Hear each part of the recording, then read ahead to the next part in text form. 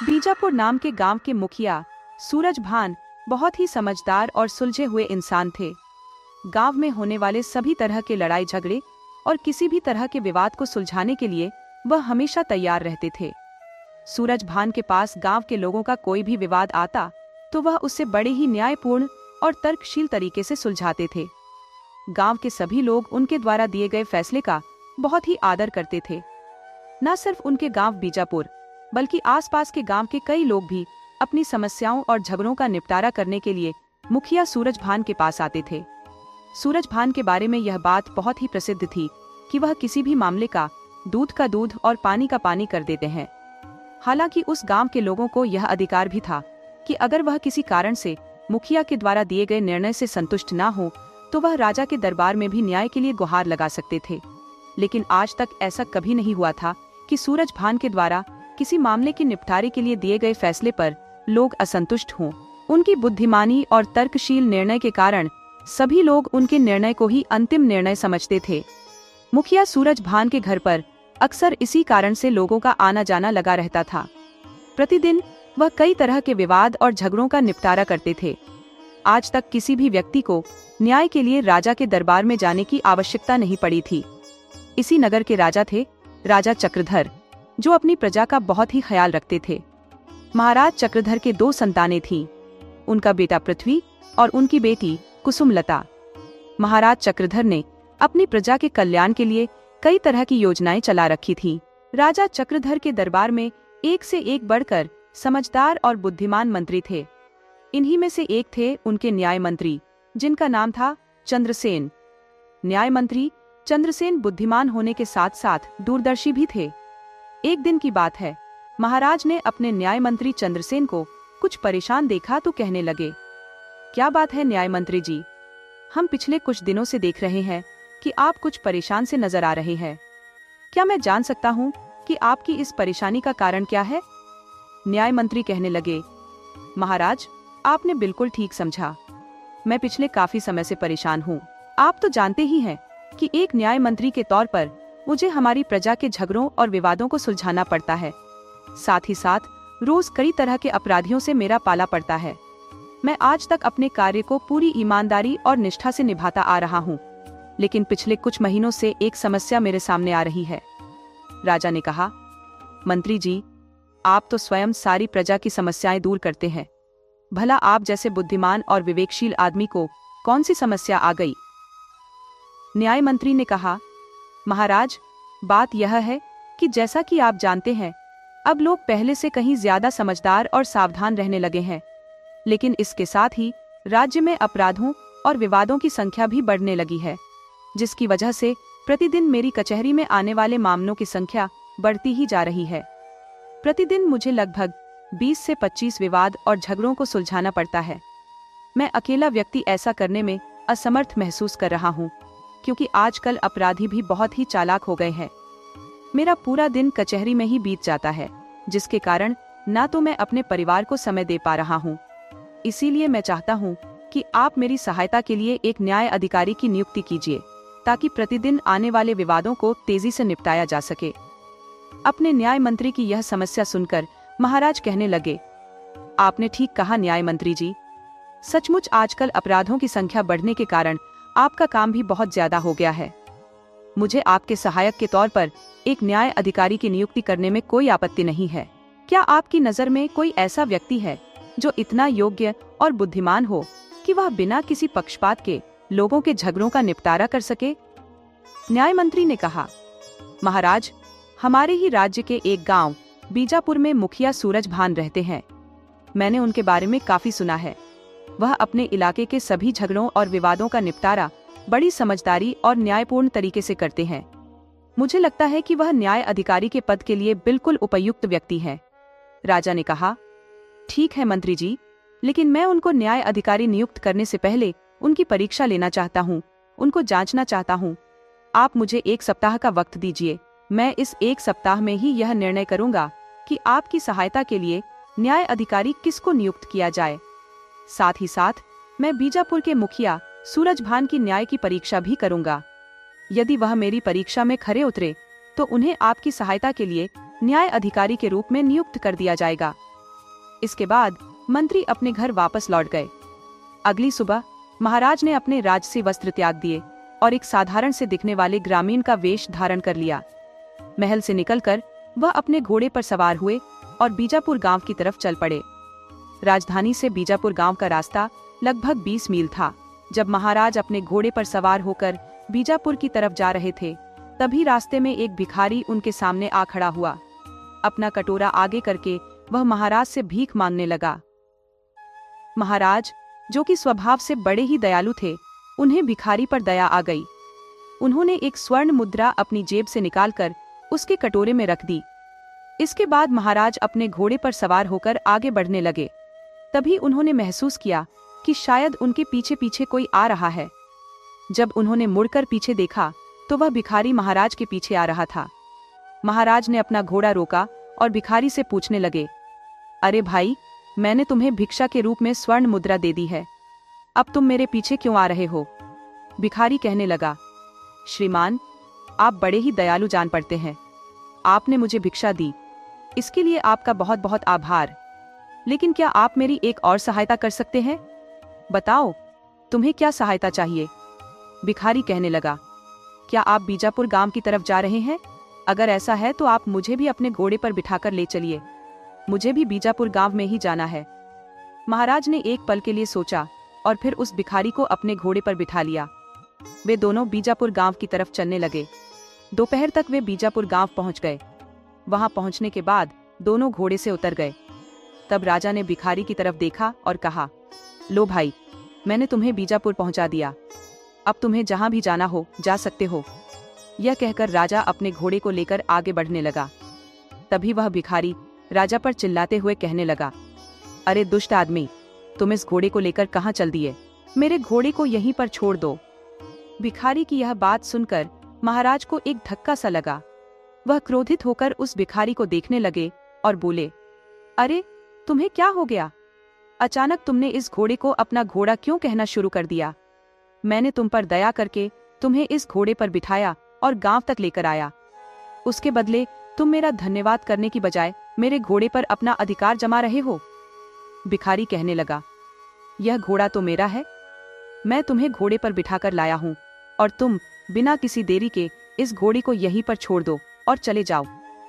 इस तरह से राजा और भिखारी में घोड़े को लेकर झगड़ा होने लगा। उनको आपस में झगड़ा करते हुए देखकर काफी लोगों की भीड़ जमा हो गई, परंतु कोई भी इस बात का फैसला नहीं कर पाया कि यह घोड़ा राजा का है या भिखारी का। तभी उस भीड़ में से एक आदमी आगे आया और उसने कहा, मेरा विचार है कि आप लोगों को गांव के मुखिया सूरज भान के पास जाना चाहिए। वे अवश्य ही इस झगड़े का निपटारा कर सकते हैं कि घोड़ा वास्तव में किसका है। भिखारी कहने लगा, हाँ, क्यों नहीं, मुझे किसी के पास भी जाने में कोई आपत्ति नहीं है, क्योंकि मैं सच बोल रहा हूँ।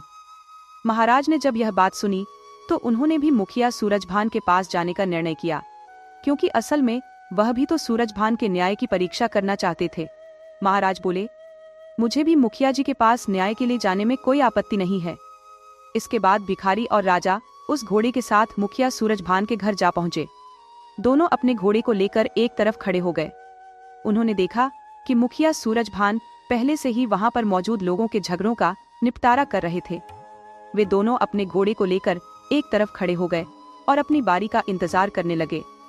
महाराज चक्रधर के लिए यह एक बहुत ही अच्छा मौका था, जब वह मुखिया सूरजभान के न्याय करने के तरीके को अच्छी तरह से देख सकते थे। इसीलिए राजा चुपचाप वहां पर खड़े हो गए और मुखिया जी के द्वारा की जाने वाली सारी कार्यवाही को ध्यान से देखने लगे। सबसे पहले सूरजभान के सामने दो व्यक्ति आकर खड़े हुए। उनमें से एक व्यक्ति गांव के साहूकार के पास काम करने वाला मुनीम था, जबकि दूसरा व्यक्ति एक किसान था। दोनों का विवाद यह था कि वे एक युवती के साथ आए थे। झगड़ा यह था कि मुनीम और वह किसान दोनों ही उस युवती को अपनी पत्नी बता रहे थे। युवती असल में गूंगी थी और ना समझती थी। अब इस बात का फैसला किया जाना था कि वह युवती वास्तव में किसकी पत्नी है, मुनीम की या किसान की। सारी बात जानने के बाद मुखिया सूरजभान कहने लगे, आप दोनों इस युवती को यहीं पर छोड़कर चले जाइए। कल सुबह आप लोगों के झगड़े का निपटारा किया जाएगा। इसके बाद सूरजभान के सामने दूसरा विवाद पेश किया गया। यह विवाद एक कसाई और तेल बेचने वाले तेली के बीच में था। दोनों ही एक सिक्कों से भरी हुई थैली को अपना अपना बता रहे थे। कसाई का कहना यह था कि सिक्कों से भरी थैली उसकी है, जबकि तेली कहता था कि सिक्कों से भरी थैली पर उसका अधिकार है, क्योंकि उसने अपनी मेहनत से यह कमाई की है। सारा मामला सुनने के बाद सूरजभान ने कहा, आप लोग सिक्कों से भरी हुई इस थैली को यहीं पर छोड़ जाइए, कल सुबह आपके झगड़े का फैसला सुनाया जाएगा। वे दोनों भी सिक्कों से भरी हुई थैली वहीं पर छोड़कर चले गए।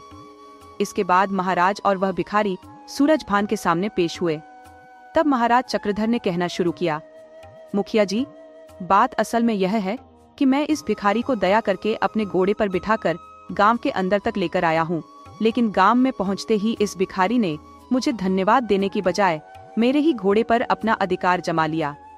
उसकी बात सुनकर भिखारी तपाक से कहने लगा, नहीं मुखिया जी, यह आदमी बिल्कुल झूठ बोलता है। ये घोड़ा तो असल में मेरा है। मैं इस आदमी को अपने घोड़े पर बिठाकर गांव में लेकर आया था, लेकिन जैसे ही हम गांव में पहुंचे तो इस आदमी ने मुझ पर धौंस जमानी शुरू कर दी। मुझे कमजोर जानकर यह मेरे घोड़े पर कब्जा करना चाहता है। अब आप ही मुझ पर दया करके मेरा घोड़ा मुझे दिलवाएं। मुखिया। सूरजभान ने भिखारी की बातों को बड़े ही ध्यान से सुना और फिर कहने लगे, आप लोग अपना घोड़ा यहीं पर छोड़ दीजिए। कल सुबह इस बात का फैसला किया जाएगा कि घोड़ा किसका है। इसके बाद राजा और भिखारी भी वहां से चले गए। अगले दिन सुबह एक बार फिर से सभी लोग मुखिया के घर पर पहुंचे। तब मुखिया ने सबसे पहले मुनीम और किसान को अपने सामने बुलाया, जिनका विवाद यह था कि वह युवती असल में किसकी पत्नी है। मुखिया ने मुनीम की तरफ देखते हुए कहा, मुनीम जी, यह युवती आपकी पत्नी है, आप इसे ले जा सकते हैं और इस धोखेबाज किसान को मैं 50 कोड़े मारने का आदेश देता हूँ। मुनीम इस फैसले से बहुत ही खुश था और अपनी पत्नी को लेकर वहां से चला गया। इसके बाद मुखिया ने कसाई और तेली को अपने सामने बुलाया। सिक्कों की थैली वहां पर रखते हुए वह कहने लगा, यह सिक्कों की थैली असल में कसाई की है, जबकि इस तेली को झूठ बोलने के कारण 50 कोड़े मारने की सजा दी जाती है। और फिर कसाई भी अपने सिक्कों की थैली लेकर खुशी खुशी वहां से चला गया। अब बारी थी महाराज और उस भिखारी की। तब मुखिया ने दोनों की तरफ देखते हुए कहा, मैंने आपका घोड़ा अपने अस्तबल में बांध रखा है, जहां पर पहले से ही 20 घोड़े मौजूद हैं। क्या तुम दोनों 20 घोड़ों के बीच में अपना घोड़ा पहचान पाओगे? महाराज ने तुरंत उत्तर दिया, मुखिया जी, 20 तो क्या, आप 100 घोड़ों के बीच में भी मेरा घोड़ा खड़ा कर देंगे तो मैं उसको पहचान सकता हूँ। इसके बाद मुखिया राजा को लेकर अपने अस्तबल में गया, जहाँ पर पहले से ही काफी घोड़े बंधे हुए थे। राजा ने बड़ी आसानी से अपने घोड़े को पहचान लिया। इसके बाद मुखिया जी राजा को लेकर अस्तबल से बाहर आ गए। फिर वह भिखारी को अपने साथ लेकर अस्तबल में आ गए और भिखारी को घोड़े को पहचानने के लिए कहा। भिखारी ने भी बड़ी ही आसानी से घोड़े को पहचान लिया। मुखिया भिखारी को लेकर अस्तबल से बाहर आ गया और फिर कुछ क्षणों तक सोचने के बाद महाराज की तरफ देखते हुए कहने लगा, श्रीमान, यह घोड़ा आपका है, आप इसे ले जा सकते हैं।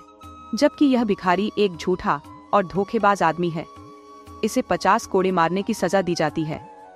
ये सुनकर महाराज मन ही मन बहुत ही प्रसन्न थे कि सचमुच मुखिया के द्वारा किया गया न्याय एकदम सटीक और सही है। अब तक शाम हो चुकी थी और फिर सभी लोग अपने अपने घरों को चले गए, लेकिन राजा अभी भी वहीं पर खड़ा था। मुखिया ने पूछा, श्रीमान, अब आप भी अपने घर चले जाइए। तो राजा कहने लगा, मुखिया जी, मैं तो सिर्फ यह जानने के लिए यहाँ पर खड़ा हूँ कि क्या आप मुझे बता सकते हैं कि आपने किस तरह से सभी झगड़ों का निपटारा किया? आखिर आप इतना न्यायपूर्ण और तर्कसंगत निर्णय कैसे लेते हैं? तब मुखिया ने कहा, अरे महोदय, यह कोई बहुत मुश्किल काम नहीं है। सबसे पहले मैंने उस मुनीम और किसान के झगड़े का निपटारा किया। असल में रात के समय मैंने उस युवती को अपनी कलम में स्याही भरने के लिए कहा था। उसने बड़ी ही आसानी से यह काम कर दिया। इससे सिद्ध होता है कि वह अवश्य ही मुनीम की पत्नी है। एक किसान की पत्नी यह काम नहीं कर सकती, क्योंकि किसान के घर पर स्याही और कलम का कोई काम नहीं है, जबकि मुनीम के घर पर यह दोनों चीजें मौजूद रहती हैं। इसके बाद मैंने कसाई और तेली के झगड़े का निपटारा किया। वह भी बहुत ही सरल काम था। मैंने उस सिक्कों की थैली में से सिक्के निकालकर गर्म पानी के बर्तन में डाल दिए थे। अगर वह सिक्के तेली के होते तो अवश्य ही उन सिक्कों पर लगा हुआ तेल गर्म पानी में डालने पर पानी की सतह पर आ जाता, लेकिन ऐसा कुछ नहीं हुआ, जिससे यह बात सिद्ध हो गई कि वह सिक्के तेली के नहीं थे। इसके बाद मैंने आपका और उस भिखारी का फैसला किया। यह भी बहुत ही आसान काम था। मैं आप दोनों को एक एक करके घोड़े के पास ले गया तो आप दोनों ने बड़े ही आराम से घोड़े को पहचान लिया था। बात असल में यह थी कि यह मायने नहीं रखता कि किसने घोड़े को पहचाना, बल्कि मायने यह रखता है कि घोड़े ने आप दोनों में से किसको पहचाना। दरअसल जब आप घोड़े को पहचानने के बाद वहां से चले गए थे, तब घोड़े ने भी आपको पहचान लिया था। वह आपको देखते ही सिर हिलाने लगा था। साथ ही साथ जब आप वहां से निकले तो वह भी आपके पीछे पीछे आने लगा था, लेकिन भिखारी को देखकर उसने ऐसी कोई भी हरकत नहीं की, जिससे मुझे इस बात का विश्वास हो गया कि घोड़ा आपका ही है। इस तरह से मैंने तीनों फैसले बिल्कुल न्यायपूर्ण और तर्कसंगत तरीके से दिए हैं। मुखिया जी की बातें सुनकर राजा बहुत ही प्रभावित हुए। तब उन्होंने मुखिया सूरजभान को अपना असली परिचय देते हुए कहा, मैं इस राज्य का राजा चक्रधर हूँ। असल बात यह है कि मैं तुम्हारे न्याय और तर्क शक्ति की जांच करने के लिए आया था, जिस पर तुम बिल्कुल खरे उतरे हो। मैं चाहता हूँ कि अब तुम मेरे साथ राजधानी चलो और वहाँ पर हमारे न्याय मंत्री चंद्रसेन के साथ एक न्याय अधिकारी के तौर पर काम करो, ताकि न्याय मंत्री जी का काम थोड़ा आसान हो सके। मुझे पूरी उम्मीद है कि तुम इस काम के लिए मना नहीं करोगे। सारी सच्चाई जानने के बाद मुखिया सूरजभान ने महाराज को प्रणाम किया और कहने लगा, महाराज, आप हमारे राज्य के राजा हैं और राजा ईश्वर का रूप माना जाता है। इसीलिए मैं आपकी आज्ञा को ईश्वर की आज्ञा मानते हुए उसका पालन करूंगा। मैं आपके साथ राजधानी चलने को तैयार हूँ। अगली सुबह वे दोनों राजमहल की तरफ रवाना हो गए। राजमहल में पहुंचने के बाद महाराज ने अपने न्याय मंत्री को बुलाया और सूरजभान से उनका परिचय कराते हुए कहने लगे, मंत्री जी, जैसा आपने कहा था, सूरजभान सच में खरा सोना है। मुझे अब इस बात का पूरा विश्वास है कि अब आप दोनों मिलकर हमारे राज्य की न्याय व्यवस्था को और भी ज्यादा मजबूत करेंगे। इसके बाद सूरजभान को न्याय मंत्री चक्रधर के सहायक के तौर पर एक न्याय अधिकारी बना दिया गया। महाराज बहुत खुश थे कि सूरजभान के रूप में उन्हें एक बहुत ही बुद्धिमान और समझदार न्याय अधिकारी मिल गया है।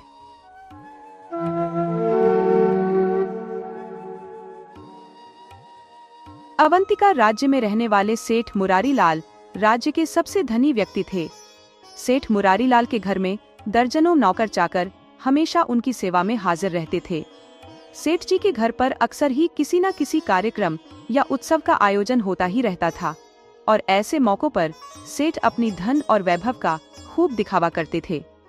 ऐसे ही एक समय पर सेठ ने सबके सामने घोषणा करते हुए कहा, अब तो मैं सबसे बड़ा हूँ, मुझसे बड़ा इस राज्य में कोई नहीं है।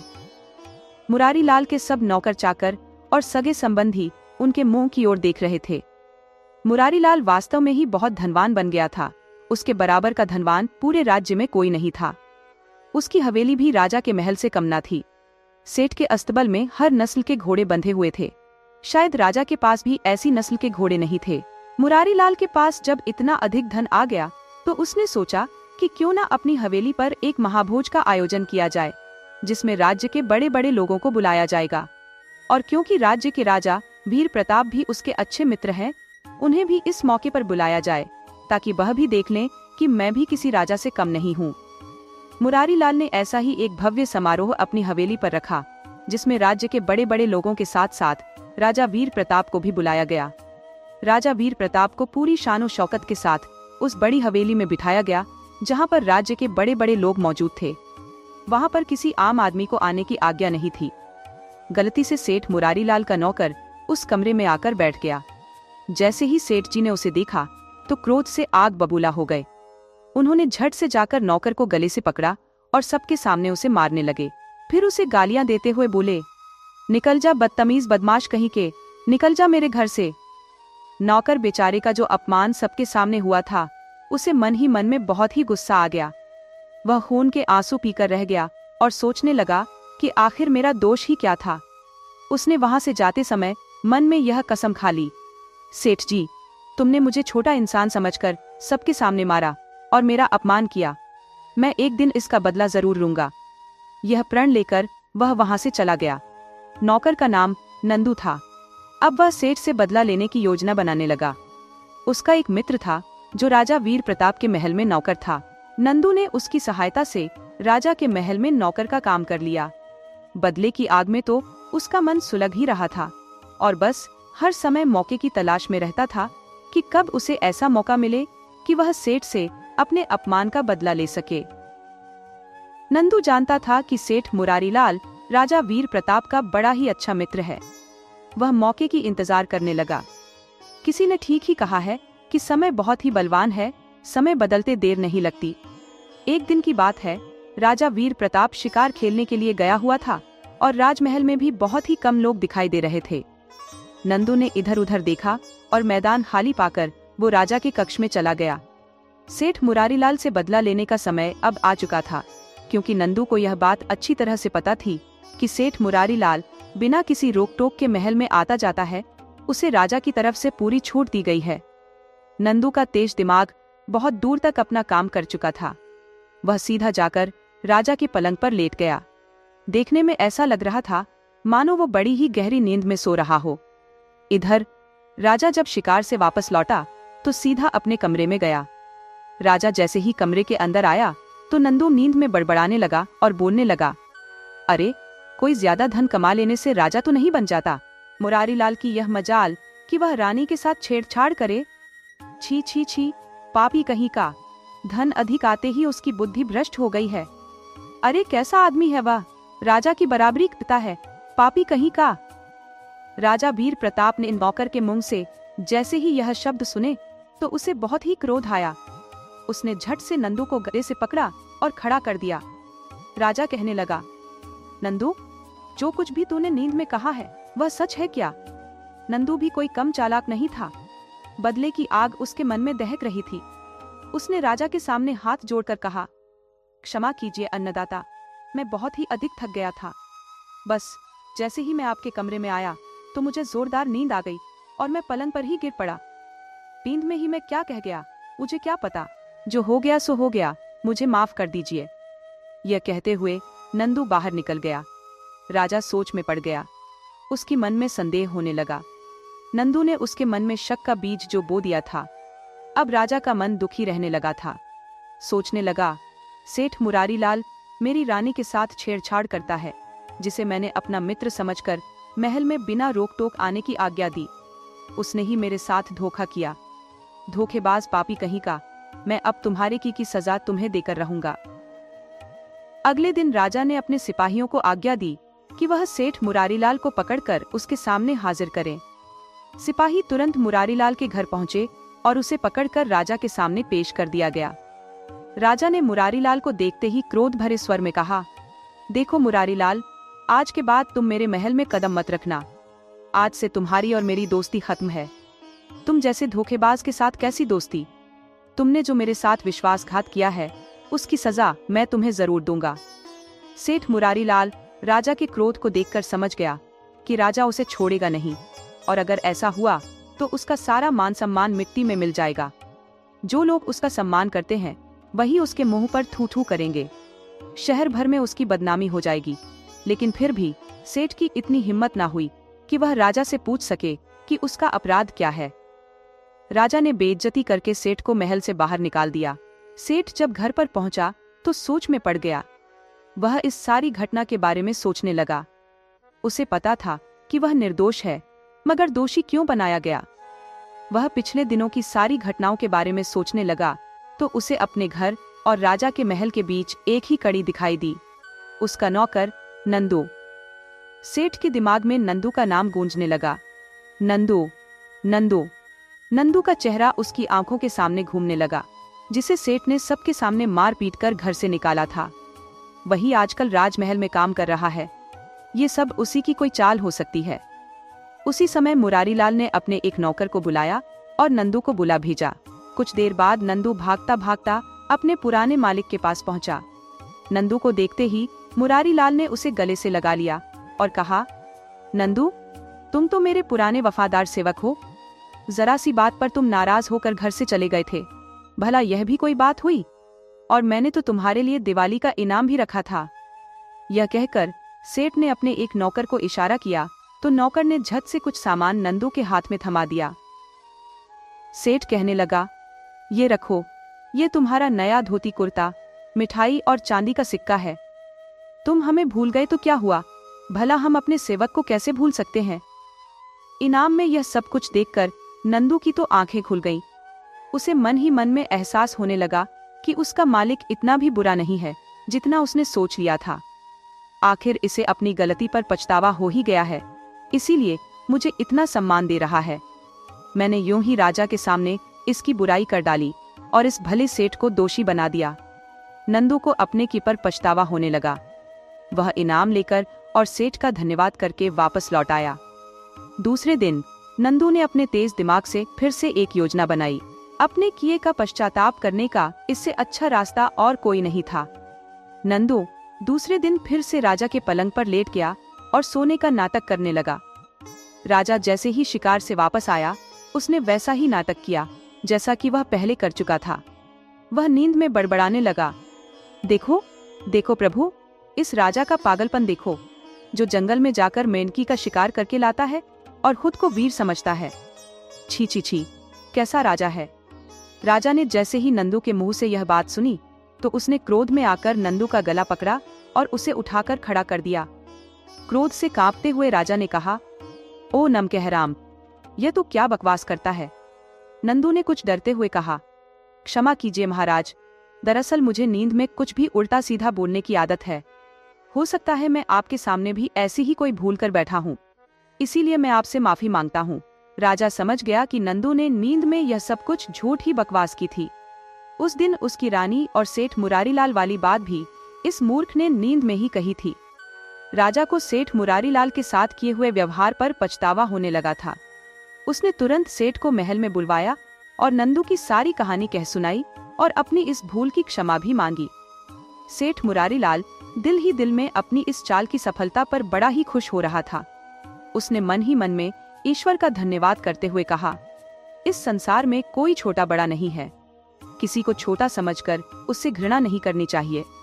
अब सेठ और राजा के बीच में कोई भी मनमुटाव नहीं था और उसके मन में नंदू के लिए भी सम्मान की भावना थी।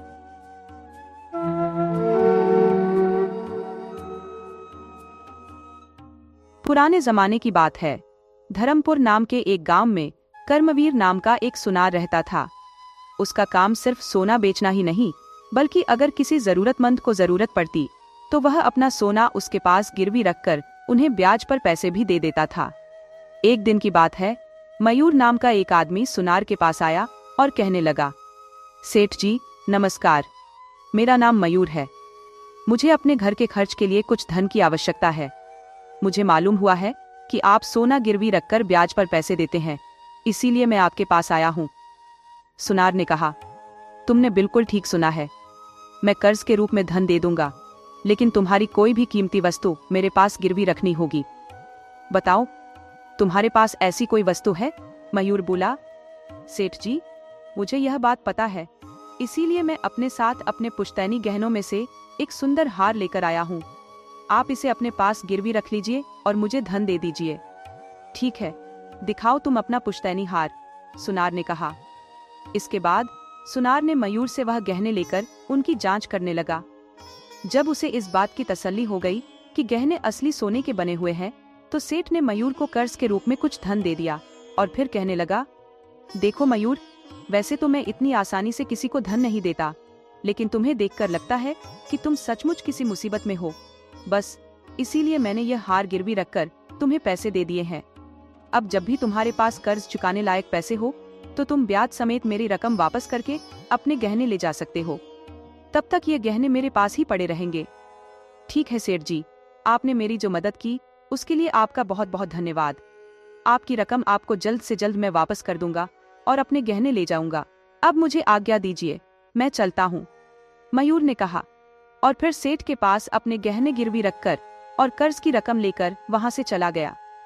कुछ दिनों के बाद जब मयूर के हाथ में धन आ जाता है तो वह सुनार के पास अपने गहने वापस लेने के लिए उसकी दुकान पर गया। उसे देखकर सुनार कहने लगा, अरे मयूर, कैसे हो? सब ठीक चल रहा है? मुझे लग रहा है कि तुम मेरा कर्ज वापस करने के लिए आए हो। जी हाँ सेठ जी, आपने बिल्कुल ठीक कहा, मुझे जो धन मिलने वाला था वह मिल गया। इसीलिए मैं आपकी रकम वापस करने के लिए आया हूँ और अपने गहने वापस ले जाना चाहता हूँ।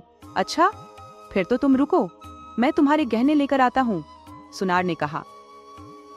सुनार ने एक पेटी में से मयूर के गहने निकाले और उसे थमा दिए। फिर जो रकम कर्ज के रूप में दी गई थी वह ब्याज समेत सुनार को लौटा दी गई।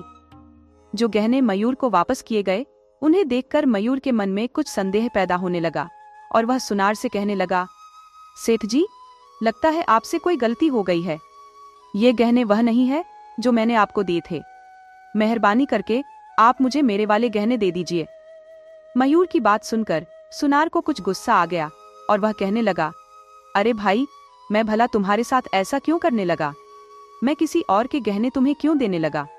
मैं इतने सालों से व्यापार कर रहा हूँ, तुम्हें क्या लगता है, क्या मुझे इतनी भी समझ नहीं है?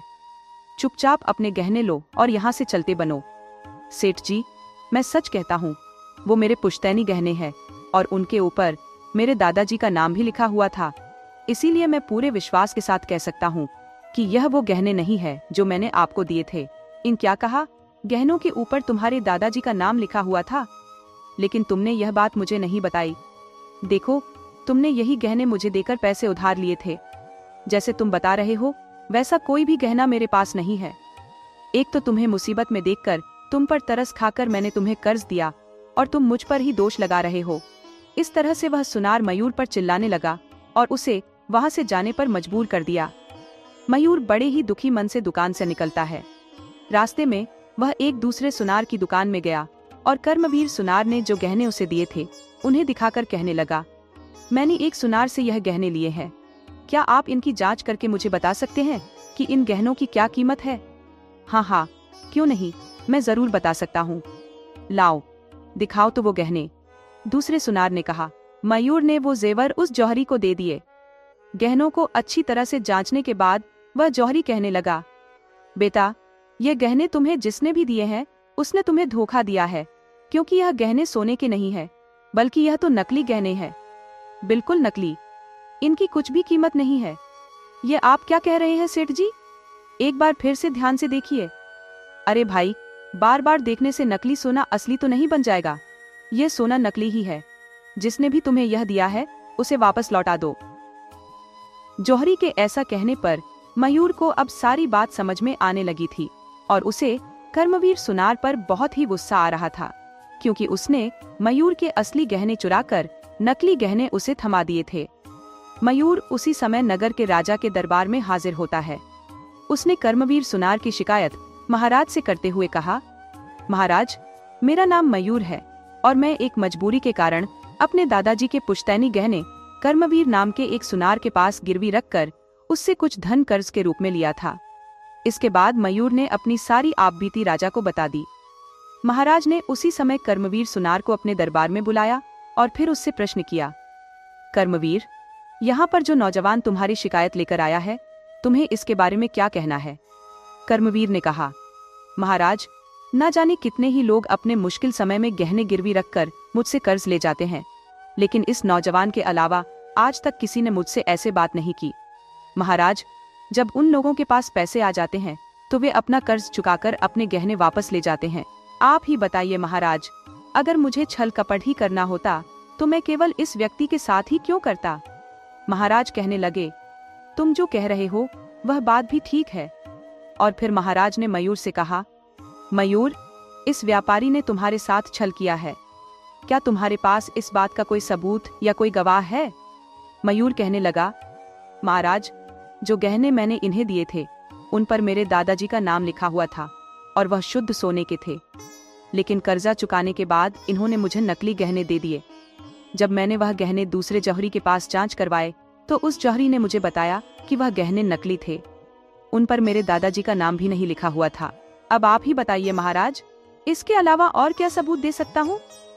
महाराज ने सुनार से पूछा, तो कर्मवीर, जैसा मयूर ने कहा है, क्या इसके गहनों पर इसके दादाजी का नाम लिखा हुआ था?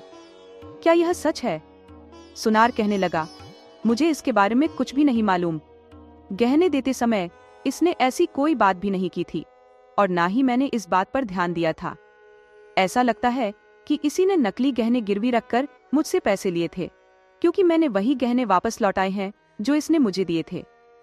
मैंने इसके साथ कोई छल नहीं किया महाराज, बल्कि उल्टा इसी ने मेरे साथ विश्वासघात किया है। नकली सोना देकर इसने मुझसे कर्ज लिया। महाराज ने कहा, तुम दोनों की बातें सुनकर मुझे किसी पर भी विश्वास नहीं हो रहा, लेकिन मयूर ने जो गहने गिरवी रखे थे वह असली हैं या नकली, इस बात का कोई भी प्रमाण नहीं है। इसीलिए तुम दोनों यहाँ से जा सकते हो। परिस्थितियों को देखते हुए महाराज ने बिना कोई फैसला लिए उन दोनों को वहां से जाने का आदेश दिया। महाराज की बात सुनकर सुनार तो बहुत ही खुश था और वह अपने घर की तरफ चल दिया, लेकिन मयूर अपने असली गहने खो देने के कारण बहुत ही दुखी मन से वहां से गया। उन दोनों के जाने के बाद महाराज ने अपने एक मंत्री को अपने पास बुलाया और कहने लगे, मंत्री जी, आज मैंने दरबार में इन दोनों लोगों का मामला सुना। उसमें मैंने कोई निर्णय नहीं दिया, लेकिन मुझे अनुमान लग गया है कि इन दोनों में से किसके साथ न्याय हुआ है और किसके साथ अन्याय हुआ है। मुझे तो पूरी तरह से उस सुनार कर्मवीर पर संदेह है, वही बेईमान है। आपका इस बारे में क्या विचार है? मंत्री कहने लगा, महाराज, हमारे पास इस समय किसी भी तरह का कोई प्रमाण नहीं है, तो क्या आप मुझे बता सकते हैं कि आपको सुनार पर संदेह क्यों है? महाराज बोले, मुझे सिर्फ संदेह ही नहीं बल्कि पूरा विश्वास है कि वह सुनार ही असली अपराधी है, क्योंकि सुनार ने कहा था कि उसे नौजवान ने जो जेवर दिए थे वह नकली ही थे। लेकिन कोई भी सुनार नकली सोने को असली सोना समझने की गलती कभी नहीं कर सकता। इसके अतिरिक्त अगर उस नौजवान मयूर को सुनार के साथ धोखा करना ही होता तो वह कर्ज के रूप में ली गई रकम को ब्याज समेत वापस करने आता ही क्यों? अब तुम ही बताओ, क्या यह उचित हो सकता है? इसीलिए मुझे पक्का विश्वास है कि सुनार ने ही उस नौजवान के साथ धोखेबाजी की है। लेकिन अब समस्या यह है कि इस बात का कोई भी सबूत हमारे पास नहीं है जो यह बात साबित कर सके। इसीलिए हमें क्या करना चाहिए मंत्री जी?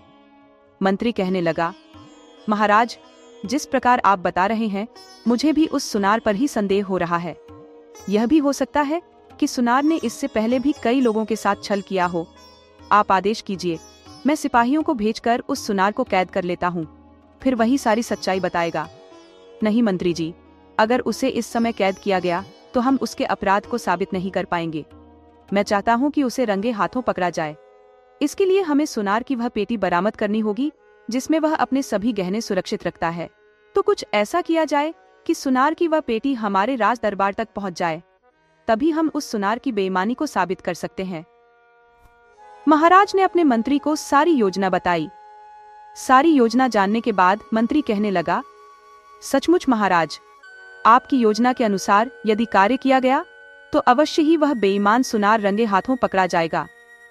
अगले दिन मंत्री ने अपने एक सबसे भरोसेमंद सिपाही, जिसका नाम चंद्रशेखर था, उसे अपने पास बुलाया और कहने लगा, सुनो चंद्रशेखर, जो बात मैं तुम्हें समझाने वाला हूँ बड़े ही ध्यान से सुनो। यह कार्य मैं तुम्हें सौंप रहा हूँ। तुम्हें बिना किसी को भी बताए बड़े ही गुप्त तरीके से इस कार्य को पूरा करना है। आप निश्चिंत रहे मंत्री जी, आप जो भी कार्य मुझे सौंपेंगे मैं आपके कहे अनुसार ही करूँगा।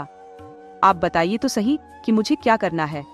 मंत्री ने एक कंगन चंद्रशेखर को देते हुए कहा, यह कंगन देखो, इसे तुम अपने पास रखो और एक साधारण आदमी का भेष धारण करके कर्मवीर सुनार के पास जाओ। किसी भी तरह से बहला फुसला कर यह कंगन कर्मवीर सुनार के पास गिरवी रखकर कुछ धन लेकर आओ।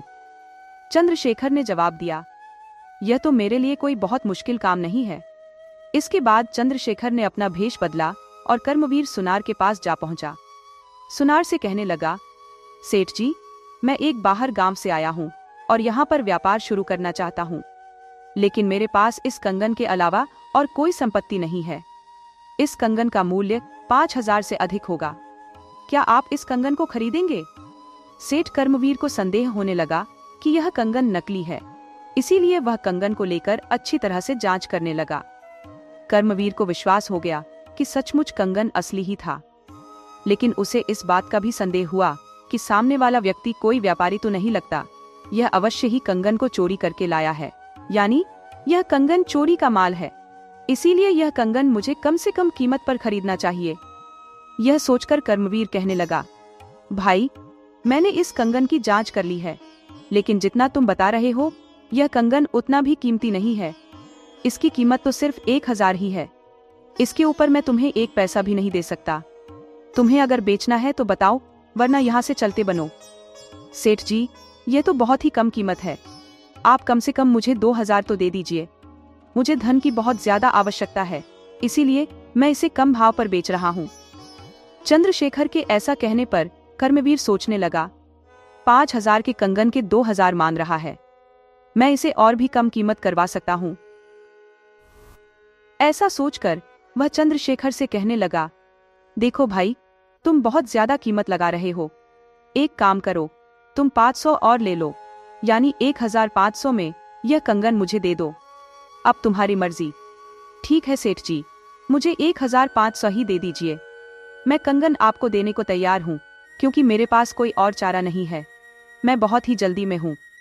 इसके बाद चंद्रशेखर धन लेकर वहां से चला गया। सुनार कर्मवीर ने उस कंगन को अपनी पेटी में रख लिया कि तभी वहां पर एक सिपाही आ पहुंचा और कहने लगा, सेठ जी, मुझे आपसे एक सहायता चाहिए। अचानक एक सिपाही को वहां देखकर कर्मवीर घबरा गया। कुछ देर तक सोचने के बाद वह कहने लगा, अरे सिपाही जी, मैं आपकी क्या सहायता कर सकता हूँ, बताइए। दरअसल बात यह है कि कल रात को राजमहल में गहनों की चोरी हो गई है। हमें संदेह है कि उस चोर ने चोरी का माल दुकानों में बेचना शुरू कर दिया है। हम नगर के हर एक सुनार से पूछताछ कर रहे हैं, इसीलिए आपसे भी पूछताछ करने आए हैं। अगर आप हमारा सहयोग करेंगे तो जल्दी ही हमारा काम पूरा हो जाएगा और हम यहाँ से चले जाएंगे। ये सुनकर कर्मवीर कुछ घबरा गया। उसे समझ में नहीं आ रहा था कि क्या करूं और क्या ना करूं। वह कहने लगा, अरे सिपाही जी, मैं उस तरह का आदमी नहीं हूं, मेरे पास तो सिर्फ मेरे बनाए हुए गहने ही होते हैं, मैं किसी से भी चोरी का माल नहीं खरीदता। सिपाही कहने लगा, तो ठीक है महाशय, मैं आपकी वह पेटी देखना चाहता हूँ जिसमें आप गहने रखते हैं। ये कहते हुए सिपाही ने कर्मवीर सुनार की गहनों की पेटी अपने कब्जे में ले ली। गहनों की पेटी खोलने पर कंगन उसी में मौजूद था। कंगन उठाकर सिपाही कहने लगा, अरे यह तो वही कंगन है जो राजमहल से चोरी हुआ है, लेकिन तुमने तो कहा था कि तुम चोरी का माल नहीं खरीदते, फिर राजमहल का यह कंगन तुम्हारे पास कहां से आया? सिपाही की बात सुनकर सुनार समझ गया कि वह अब फंस चुका है, लेकिन अब किया भी क्या जा सकता था। वह सिर झुकाकर खड़ा हो गया। सिपाही उसे गरजते हुए कहने लगा, चलो, ये पेटी उठाकर मेरे साथ राजमहल चलो, अब महाराज ही तुम्हारा फैसला करेंगे। सिपाही सुनार और उस पेटी को लेकर राजा के दरबार में जा पहुंचा। लेकिन वहां जाकर कर्मवीर सुनार ने देखा कि जिन जिन लोगों ने कर्मवीर से धोखा खाया था सभी वहां पर मौजूद थे, जिनमें से एक मयूर भी था। महाराज कहने लगे, हाँ तो सेठ कर्मवीर, अब तुम मुझे बताओ कि तुम्हारे पास यह कंगन कैसे आया। पहले तो तुम मुझे यह बताओ कि तुम व्यापार कैसे करते हो। अपनी पोल खोलती हुई देखकर कर्मवीर घबरा गया। इसके बाद महाराज ने आदेश दिया कि पेटी में रखे हुए गहनों को बाहर निकाला जाए। जैसे ही गहनों को बाहर निकाला गया तो सबसे पहले मयूर ने अपने दादाजी के पुष्ट गहनों को पहचान लिया और कहने लगा, यही है मेरे असली गहने। जांच करने पर पता चला कि सचमुच उन गहनों पर मयूर के दादाजी का नाम लिखा हुआ था। इसके अतिरिक्त वहां पर मौजूद अन्य लोग जिन्हें सुनार ने धोखा दिया था, वह भी आगे बढ़कर उन गहनों में से अपने अपने गहनों की पहचान करने लगे। अब सुनार कर्मवीर की पोल पूरी तरह से खुल चुकी थी। वह घबराकर महाराज से कहने लगा, महाराज, मुझे क्षमा कर दीजिए। असल बात यह है कि मेरे पास जो कोई भी कर्ज लेने के लिए आता था और अपने गहने गिरवी रख देता था, कर्ज लौटाने पर मैं उन्हें हूबहू वैसे ही नकली गहने बनाकर वापस कर देता था। इस तरह से मैंने इन सभी लोगों को धोखा दिया। जब लोगों को अपने साथ हुए इस छल का पता लगता तो वह मेरे पास आते थे। मैं उल्टा उन्हीं पर दोष लगाकर उन्हें वापस लौटा देता था। ये कंगन चोरी का कंगन है, ऐसा मुझे अनुमान हो गया था, लेकिन फिर भी मैंने बहुत ही कम कीमत पर इसे खरीदा। इस तरह से कर्मवीर ने अपनी सारी बात महाराज को बता दी। इसके बाद महाराज कहने लगे, ध्यान से सुनो कर्मवीर, मुझे पहले से ही तुम पर संदेह हो चुका था, इसीलिए मैंने तुम्हें रंगे हाथों पकड़ने के लिए अपने एक भरोसेमंद आदमी को तुम्हारे पास वह कंगन लेकर भेजा था। उस कंगन को देखकर तुम्हारे मन में लालच आ गया और तुम फंस गए। महाराज, मुझसे बड़ी ही भूल हो गई, मुझे क्षमा कर दीजिए। नहीं कर्मवीर, तुमने जो अपराध किया है वह कोई साधारण अपराध नहीं है जिसके लिए तुम्हें क्षमा कर दूं, इसीलिए तुम्हें दंड तो देना ही होगा।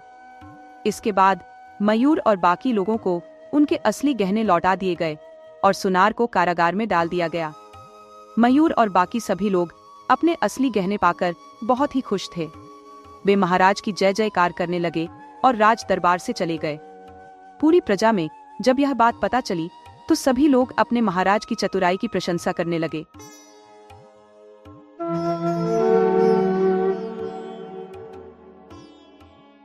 बात बहुत ही पुरानी है। सामंत प्रदेश में एक ब्राह्मण अपने परिवार के साथ रहा करता था। ब्राह्मण और उसकी पत्नी अपने मंझले बेटे को छोड़कर बाकी सभी को बहुत ही प्यार करते थे। मंझला पुत्र उनकी नजरों में नासमझ और बेवकूफ था।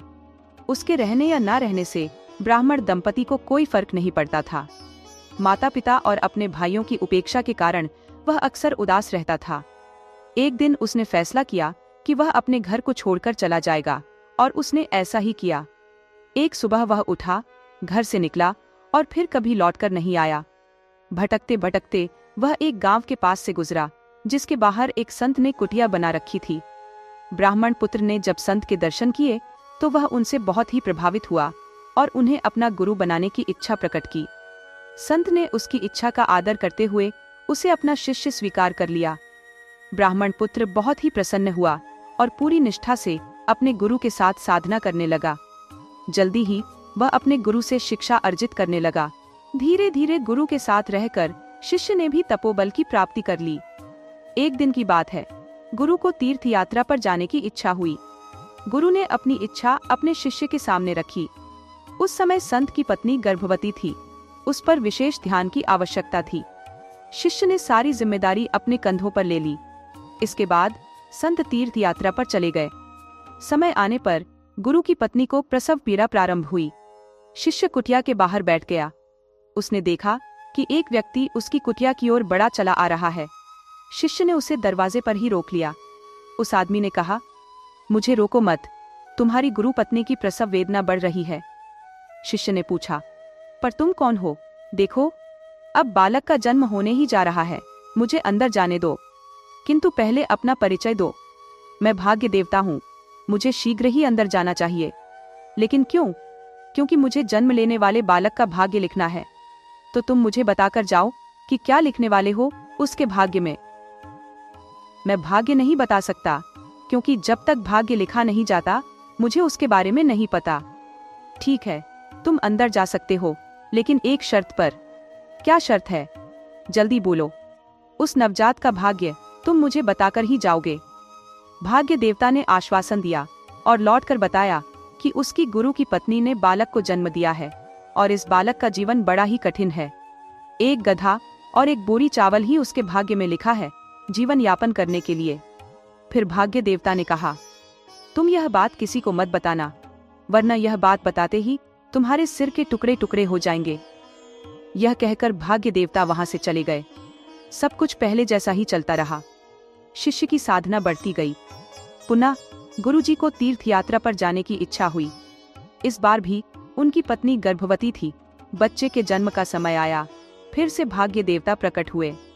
लौटते हुए उन्होंने शिष्य को बताया कि इस बार कन्या ने जन्म लिया है और इस कन्या के भाग्य में वेश्यावृत्ति लिखी है। शरीर बेचकर ही उसके जीवन का यापन होगा। भाग्य देवता ने पुनः उसे चेतावनी दी कि यदि यह बात उसने किसी को कही तो उसके सिर के टुकड़े टुकड़े हो जाएंगे। शिष्य ने सोचा कि इतने महान संत की संतान है, किंतु भाग्य ऐसा। फिर उसने यह सोचकर मन को संतुष्टि दी कि यह सब पूर्व जन्मों का कर्म फल है जो भोगना ही पड़ता है। समय अपनी गति से गुजरता गया। ब्राह्मण पुत्र की शिक्षा पूरी हुई और वह भी भ्रमण करने के लिए निकला। वर्ष पर वर्ष बीतते गए। इसी बीच गुरु और उनकी पत्नी दोनों का स्वर्गवास हो गया। भ्रमण करते करते एक दिन वह ब्राह्मण पुत्र एक नगर में पहुंचा। उसने देखा कि एक युवक गड्ढे पर बोझा ढोकर मजदूरी कर रहा था। शक्ल जानी पहचानी सी लगी। वह उस युवक के पास गया और अपने गुरु का नाम लेकर पूछा कि क्या वह उनका ही पुत्र है। युवक संकोच में पड़ गया। तब ब्राह्मण पुत्र ने अपना परिचय दिया और युवक उन्हें अपने घर ले गया। युवक ने ब्राह्मण पुत्र को अपनी कठिनाइयों के बारे में बताया। ब्राह्मण पुत्र, जो कि अब एक साधु बन चुका था, ने कहा, क्योंकि तुम मेरे गुरु के पुत्र हो, मैं तुम्हारी सहायता जरूर करूंगा, पर जैसा मैं कहूं वैसा ही करना। युवक ने हामी भर दी। इतने में युवक की पत्नी ने ब्राह्मण के समक्ष जल प्रस्तुत किया।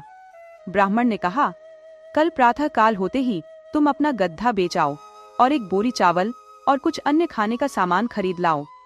फिर अपने परिवार के लिए सुबह और शाम के लिए चावल रखकर बाकी सभी चावलों और खाद्य सामग्री को बनाकर गरीब ब्राह्मणों को आमंत्रित करो और उन्हें भोजन करवा दो।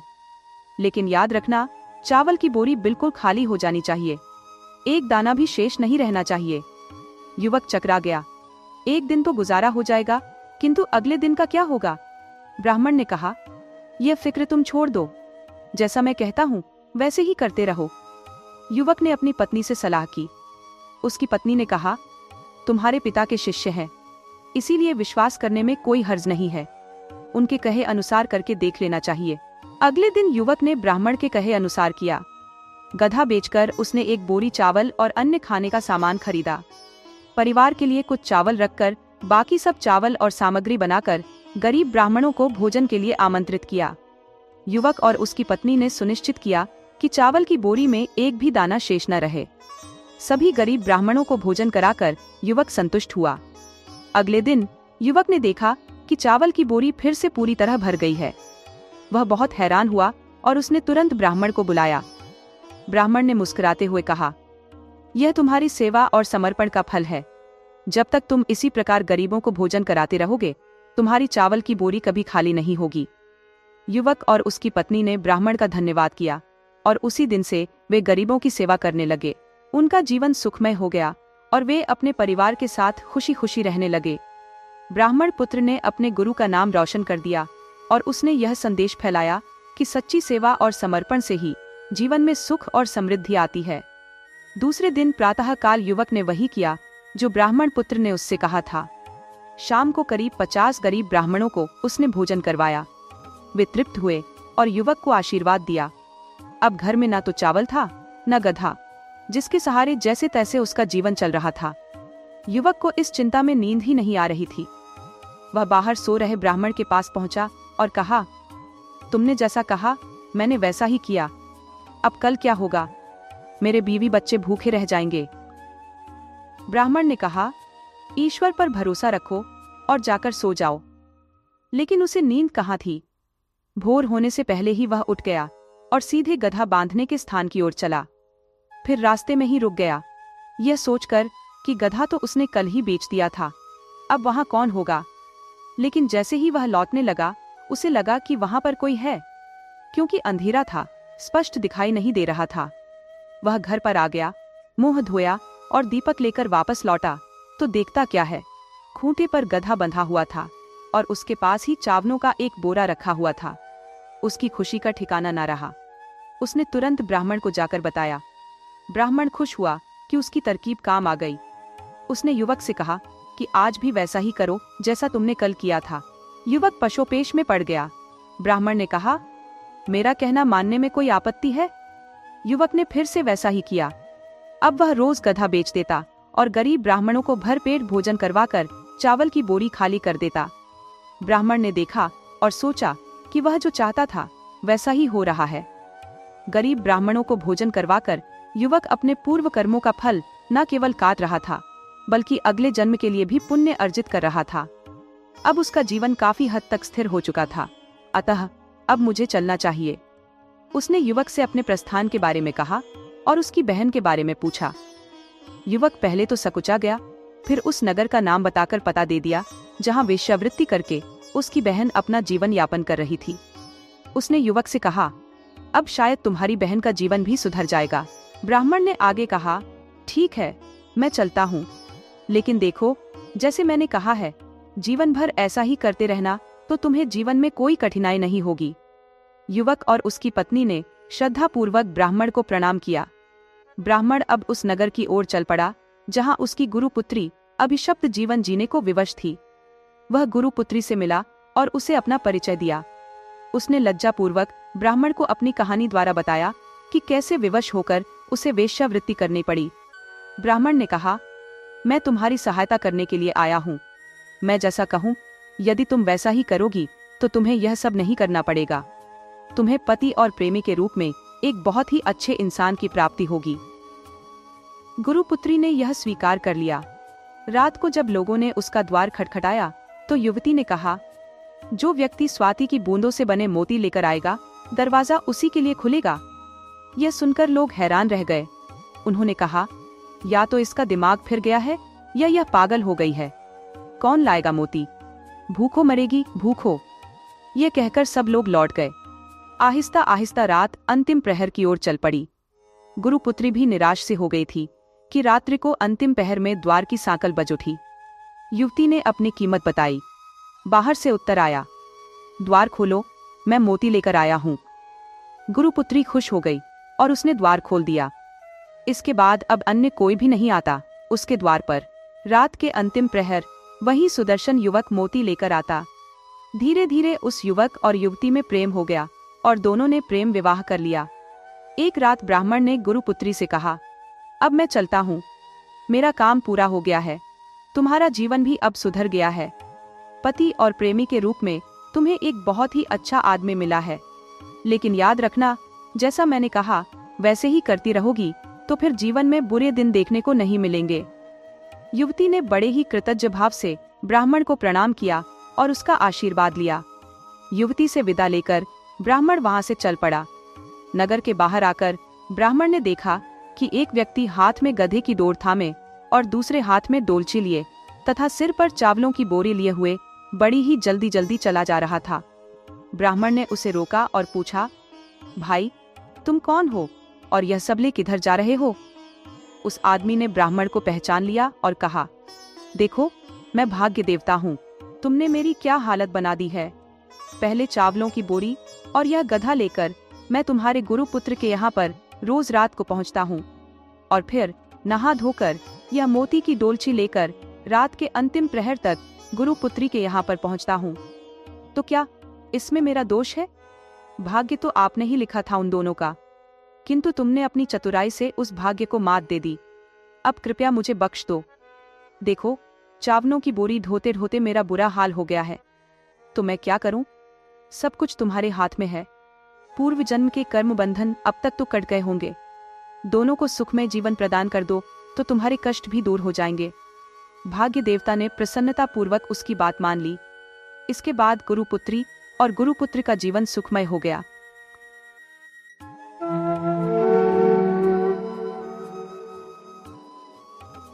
एक बार की बात है, एक अत्यंत विद्वान और सज्जन राजा थे जिनके 4 छोटे पुत्र थे। एक दिन राजा बीमार पड़ गए। बड़े बड़े हकीम और वैद्यों को बुलाया गया, परंतु किसी का उपचार काम नहीं आया। अब राजा को लगा कि उसका अंतिम समय निकट है। उसने अपने 4 पुत्रों को बुलाया और कहा, मृत्यु का कोई उपचार नहीं है। यह संसार एक सराय है, मेरे बचने का कोई उपाय नहीं है। मैं तुम्हें एक शिक्षा देना चाहता हूँ कि तुम 3 दिशाओं में शिकार के लिए जाओ, परंतु भूलकर भी चौथी दिशा यानी दक्षिण दिशा में कभी मत जाना। यह कहकर राजा ने दम तोड़ दिया।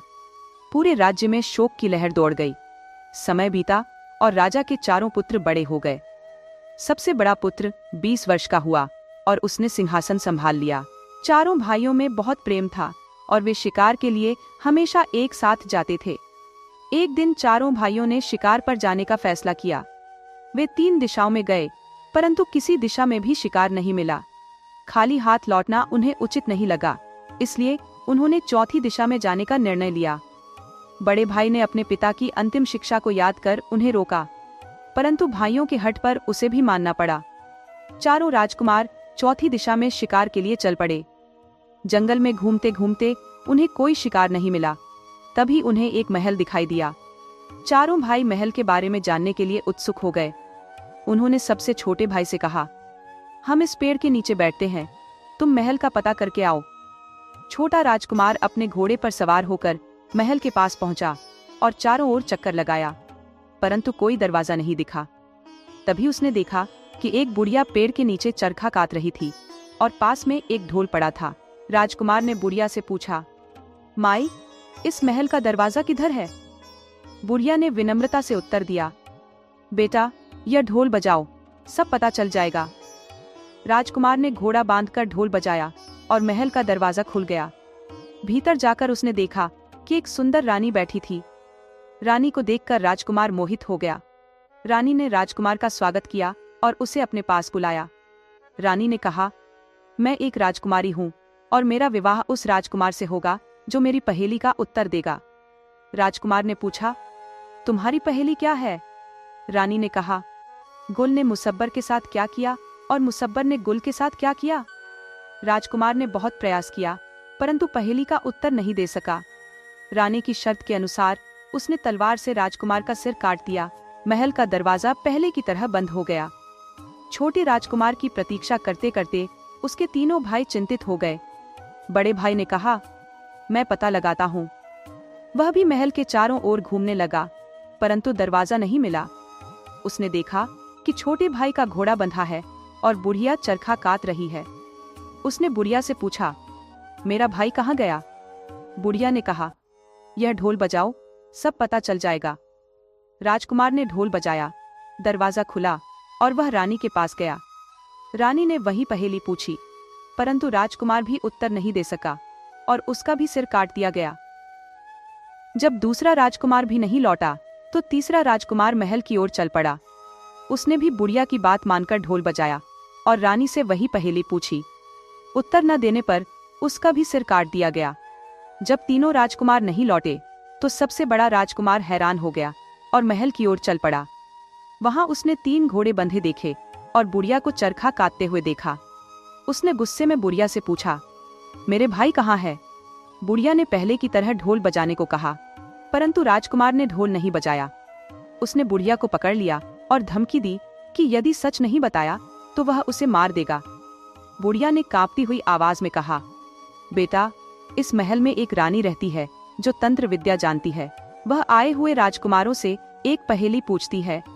अगर राजकुमार उस पहेली को हल नहीं कर पाता तो वह उसका सिर अपनी तलवार से काट देती है। अब राजकुमार ने समझ लिया कि उसके भाई मारे गए हैं। उसने बुढ़िया को और भी मारा पीटा और जान से मारने की धमकी देकर पूछा, बुढ़िया, अगर तुझे अपनी जान प्यारी है तो बता कि वह पहेली क्या है? अपनी जान तो सभी को प्यारी होती है। रोती हुई बुढ़िया ने कहा, रानी की पहेली यह है कि गुल ने मुसब्बर के साथ क्या किया और मुसब्बर ने गुल के साथ क्या किया। राजकुमार ने आंखें निकालकर बुढ़िया से पूछा, इसका हल क्या है? बुढ़िया ने कहा, बेटा, चाहे तुम मुझे मार डालो, चाहे मेरी जान बख्श दो। जितना मुझे पता था उतना मैंने तुम्हें बता दिया है। इसका हल तो मुझे भी नहीं पता। अब राजकुमार ने पूछा, इस पहेली का हल कहाँ से पता चल सकता है? बुढ़िया माई ने कहा, दक्षिण दिशा में 400 कोस दूर गुल नाम का एक राजा राज करता है। इस पहेली का हल उससे ही पता चल सकता है। राजकुमार ने उसकी बात मान ली। उसने अपने भाइयों के घोड़ों को जंगल में चरने के लिए छोड़ दिया और अपने घोड़े पर सवार होकर गुल नाम के उस राजा के शहर में चल पड़ा। गम और उदासी से भरा हुआ राजकुमार अपने भाइयों का विलाप करता हुआ कई कई रात और दिन लगातार चलता रहा। एक दिन थककर राजकुमार आराम करने के लिए एक वृक्ष के नीचे लेट गया और घोड़ों को चराने के लिए छोड़ दिया। बहुत दिनों से वह सोया नहीं था, इसलिए लेटते ही उसे नींद आ गई। थोड़ी देर बाद ही ची ची की आवाज उसके कानों में आई और राजकुमार की आंख खुल गई। राजकुमार हड़बड़ाकर उठा तो देखा कि एक सांप वृक्ष पर चढ़ा है और वृक्ष पर हंस और हंसने के बच्चों को खाने की कोशिश कर रहा है। वे बच्चे ची ची कर रहे थे। राजकुमार ने म्यान से तलवार निकाली और सांप के टुकड़े टुकड़े कर दिए और फिर से वापस सो गया। जब हंस और हंसनी बच्चों के लिए दाना लेकर वापस आए तो बच्चों ने खाना नहीं खाया। हंस और हंसनी ने पूछा, बच्चों, तुम दाना क्यों नहीं खा रहे? बच्चों ने कहा, पहले तुम वृक्ष के नीचे सो रहे उस अतिथि को खाना खिलाओ जिसने सांप को मारकर हमारी जान बचाई है। उन्होंने मुसाफिर को जगाया और हंस ने कहा, तुमने हमारे बच्चों की जान बचाई है, हम तुम्हारे लिए कुछ भी करने को तैयार हैं। यदि तुम हमारी जान भी मांगोगे तो हाजिर है। राजकुमार ने कहा, मैं एक दुखी राजकुमार हूँ। मैं गुल नाम के एक राजा के पास पहेली पूछने के लिए जा रहा हूँ। क्या तुम मेरी सहायता कर सकते हो? हंस ने अपने शरीर का एक पंख उखाड़कर राजकुमार को देते हुए कहा, जब तुम किसी मुसीबत में फंस जाओ तो मेरे इस पंख में आग लगा देना। इससे मेरा शरीर जलने लगेगा और मैं उसी पल तुम्हारे पास पहुंच जाऊंगा और तुम्हारी सहायता करूंगा, चाहे मुझे अपनी जान भी क्यों न देनी पड़े। राजकुमार ने वह पंख संभाल कर रख लिया और घोड़े पर सवार होकर गुल नाम के उस राजा के दरबार में हाजिर हो गया। राजकुमार ने राजा से फरियाद की, महाराज, मैं आपके पास अपना राजपाट घर बार छोड़कर एक पहेली पूछने के लिए आया हूँ। राजा ने कहा, बोलो, क्या पहेली है? राजकुमार ने कहा, गुल ने मुसब्बर के साथ क्या किया और मुसब्बर ने गुल के साथ क्या किया? यह सुनकर गुल नाम का वह राजा कहने लगा, ऐ खुदा के बंदे, मैं तुम्हें इस पहेली का हल तो बता दूंगा, परंतु बताने के बाद तुम्हारा सिर तलवार से काट लूंगा। बताओ, तुम्हें मंजूर है? राजकुमार ने तुरंत उत्तर दिया, महाराज, मुझे मंजूर है। राजपाट के काम के बाद गुल नाम का वह राजा सभी दरबारियों को भेज देता है और राजकुमार को अपने पास बुलाकर कहता है, सुनो खुदा के बंदे, मैं तुम्हें गुल और मुसब्बर की कहानी सुनाता हूँ। गुल तो मेरा नाम है और मेरी रानी का नाम था मुसब्बर। एक दिन आधी रात के समय मैं अचानक अपनी नींद से जाग गया तो मैंने देखा कि मेरी रानी पलंग पर नहीं थी। पलंग को खाली देखकर मैं बड़ा ही हैरान और परेशान हुआ, परंतु मैंने दिन में रानी से इस बारे में कुछ भी नहीं पूछा। दूसरे दिन भी मैं जानबूझकर खर्राटे मारने लगा। रानी ने श्रृंगार किया और एक बर्तन में मिठाई भरी और अंधेरी रात में महल से निकल गई। मैं भी तलवार लेकर दबे पांव उसके पीछे पीछे चल पड़ा। लंगी नाम की एक कुतिया भी मेरे पीछे चल पड़ी, जो कि मेरी पालतू थी। रानी शहर से बाहर एक साधु की कुटिया में चली गई। मैं छुपकर कुटिया के बाहर बैठ गया। रानी के अंदर जाते ही साधु ने बड़े ही रोब से कहा, तुमने इतनी देर क्यों कर दी? इसी पल मेरी कुटिया से बाहर हो जाओ। रानी ने हाथ जोड़कर कहा, मैं आगे से ऐसी गलती नहीं करूंगी। मुझे यह सुनकर बड़ा ही क्रोध आया और मैंने साधु पर तलवार से वार किया। असल में वह साधु तंत्र मंत्र जानता था और रानी के उसके साथ संबंध थे। साथ ही रानी उससे तंत्र मंत्र की शिक्षा भी ले रही थी। साधु ने अपनी शक्ति से मुझे नीचे गिरा दिया और मुझ पर हमला करने लगा। तभी मेरी पालतू कुतिया, जो कि मेरे पीछे पीछे आ रही थी, उसने पीछे से आकर साधु की टांग पकड़ ली और मैंने मौका पाते ही अपनी तलवार से साधु का वध कर दिया। स्त्रियों पर तलवार से वार करना वीरों को शोभा नहीं देता, इसीलिए मैंने उसी पल रानी को आदेश दिया, हे रानी, मेरे राज्य से बाहर निकल जाओ, मैं इसी वक्त तुम्हें छोड़ रहा हूँ। अपनी बात सुनाते हुए गुल राजा की आंखें लाल हो रही थी। उसने कहा, मुसाफिर, यह है जो गुल ने मुसब्बर के साथ किया और मुसब्बर ने गुल के साथ किया। अब तुम ऐसा करो कि तुम्हें जो खाना पीना है खा लो। तुम परदेसी हो, तुम्हारा सिर मैंने कल सुबह काटना है। राजकुमार ने कहा, मैंने कुछ खाना नहीं खाना, परंतु मेरे दिल में एक इच्छा है कि मैं महल पर चढ़कर एक हुक्का पीऊं। गुल राजा यह बात मान गया। उसने आज्ञा देकर एक हुक्का तैयार करवाया और राजकुमार महल की छत पर चढ़कर हुक्का पीने लगा। तभी राजकुमार ने अपने पास छुपाया हुआ हंस का वह पंख निकाला और हुक्के की आग से उसे जला दिया। उसी समय वह हंस तेजी से राजकुमार के पास आ गया। उसने राजकुमार से कहा, तुम किसी मुसीबत में हो? राजकुमार ने कहा, क्या तुम मुझे यहाँ से ले जा सकते हो? हंस ने उसे शीघ्रता से अपनी पीठ पर बिठाया और वहां से उड़कर महल से बहुत दूर जंगल में जा पहुंचा। गुल राजा उसका मुंह ही ताकता रह गया और उसका कोई भी जोर न चल सका। राजकुमार के कहने पर हंस ने राजकुमार को उस महल के पास उतारा और नमस्कार करके वापस चला गया। राजकुमार उस बुढ़िया के पास गया और बोला, बताओ, ढोल कहाँ पर है? बुढ़िया ने ढोल की तरफ इशारा किया। राजकुमार ने जोर से ढोल बजाया तो महल के दरवाजे खुले और राजकुमार भीतर चला गया। अंदर बैठी सुंदर रानी ने एक बार फिर से राजकुमार से वही पहेली पूछी और सोचने लगी कि यह मेरा नया शिकार है। रानी ने कहा, यदि तुम इस पहेली को हल करते हो तो तुम्हें मुझसे विवाह करना होगा, नहीं तो मैं तुम्हारा सिर कलम कर दूंगी। परंतु राजकुमार ने कहा, मुझे यह शर्त मंजूर नहीं है। मेरे घर पर पहले से ही मेरी रानी है, मुझे विवाह की कोई जरूरत नहीं है। मैं तो सिर्फ सिर की बाजी लगाना चाहता हूँ। यदि मुझसे यह पहेली हल ना हुई तो तुम मेरा सिर कलम कर देना, नहीं तो मैं तुम्हारा सिर कलम कर दूंगा। रानी ने सोचा कि गुल और मुसब्बर की कहानी इसको क्या पता होगी, इसका पता तो सिर्फ मुझे अथवा मेरे पति गुल राजा को है। रानी ने पहेली बताई कि बताओ, गुल ने मुसब्बर के साथ क्या किया और मुसब्बर ने गुल के साथ क्या किया। राजकुमार ने गुल और मुसब्बर की सारी कहानी उस रानी को सुना दी और फिर उसके बाद राजकुमार ने म्यान से तलवार निकाली। उसके दिल में अपने भाइयों का प्रतिशोध लेने का क्रोध भर आया। उसने कहा, पापिन रानी, मैं तुम्हारा सिर काटने लगा हूँ।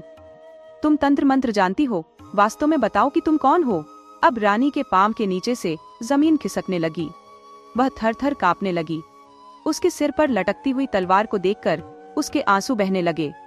आज उसे अपने सभी गुनाह याद आ रहे थे। उसने कांपती हुई आवाज में कहा, राजकुमार, मैं ही मुसब्बर हूँ, तुम मेरी जिंदगी बख्श दो। राजकुमार ने गरज कर कहा, पापिन रानी, तुमने जितने सिरों को काटा है उस हिसाब से तुम्हें जीवन दान कभी नहीं मिल सकता। राजकुमार, जो कि प्रतिशोध की अग्नि में जल रहा था, उसने एक ही झटके में रानी का सिर काट दिया। रानी का सिर काटते ही मानो चमत्कार हो गया। जितने भी सिर रानी ने काटे थे वे सभी लोग जिंदा हो गए, जिनमें राजकुमार के भाई भी थे। रानी का सिर काटते ही देखते वहां ना तो कोई महल बचा और ना ही चरखा, काटती हुई कोई बुढ़िया और ना ही वहां पर कोई ढोल था। यह सब रानी द्वारा ही अपने तंत्र मंत्र से रचा गया था और उसके मरते ही सब गायब हो गया। राजकुमार अपने भाइयों को लेकर अपने देश खुशी खुशी वापस लौट गया। प्रीतमपुर गांव का रहने वाला किसान सत्तू, जिसके घर में कोई संतान नहीं थी, उसके विवाह को कई साल गुजर चुके थे। वैसे तो सत्तू के घर में किसी चीज की कोई कमी नहीं थी, परंतु संतान की कमी दोनों पति पत्नी को दुखी कर देती थी। संतान के लिए सत्तू ने सारे उपाय किए, मंदिरों में माथा टेका, साधु संतों की सेवा की। आखिरकार भगवान ने उसकी सुन ही ली। उसके घर एक सुंदर बालक ने जन्म लिया। ऐसा सुंदर बालक मानो कोई फूल हो। बच्चा पैदा होने की खुशी में सत्तू ने पूरे गांव को दावत दी। जब बालक अभी 2-3 दिन का ही था और माँ उसके साथ खेल रही थी, तो अचानक माँ ने महसूस किया कि बालक के मुख से कुछ सुगंध आ रही है, परंतु अगले ही पल वह सुगंध गायब हो गई। माँ ने अपना वहम समझा, परंतु कभी कभी जब वह बच्चे के साथ खेलती तो उसने गौर किया कि बच्चा जब जब हंसता है तो उसके मुख से चमेली के फूल की खुशबू आती है। उसने यह बात अपने पति को बताई। पहले तो सत्तू ने अपनी पत्नी की बात पर विश्वास नहीं किया, परंतु जब उसने खुद भी अनुभव किया कि बच्चे के हंसने पर उसके मुख से चमेली की खुशबू आती है, तो वह भी आश्चर्यचकित रह गया। अपने बच्चे के इस विशेष गुण पर पति पत्नी बहुत ही खुश थे।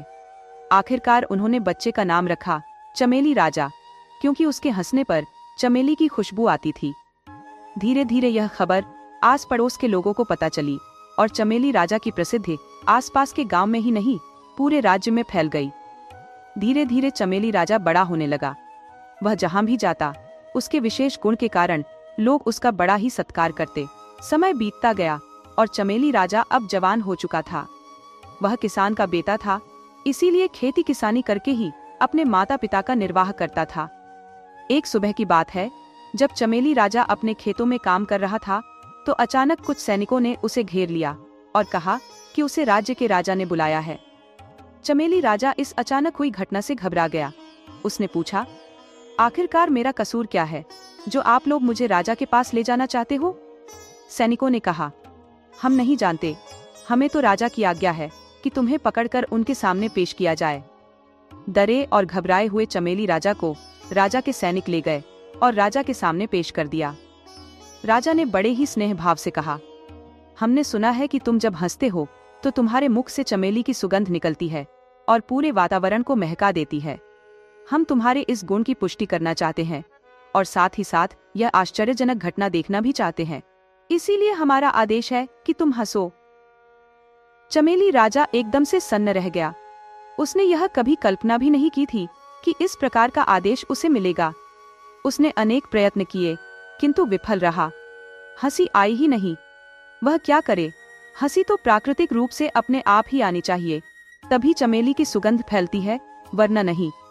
राजा ने उसे अनेक प्रकार से उत्साहित किया, धन और इनाम का लालच भी दिया, परंतु चमेली राजा को हंसी नहीं आई। अब महाराज को क्रोध आने लगा।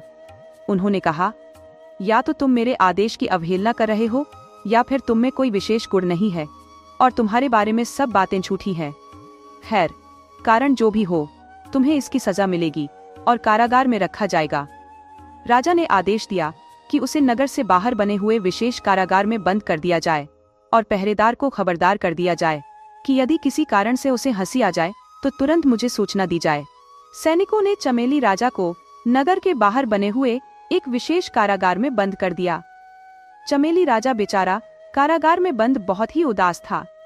वह सोचने लगा कि उसे कभी आशा भी न थी कि जिस गुण के कारण उसे सभी जगह सम्मान मिलता है, आज उसी गुण के कारण उसे कारागार में सड़ना पड़ रहा है। बेचारा सारी रात कारागार में करवटें बदलता रहा, उसे नींद नहीं आई। कारागार के पास ही एक झोपड़ी थी जिसमें कोई युवक रहता था। कारागार की खिड़की से वह झोपड़ी साफ दिखाई देती थी और वहां की आवाजें भी सुनाई देती थी।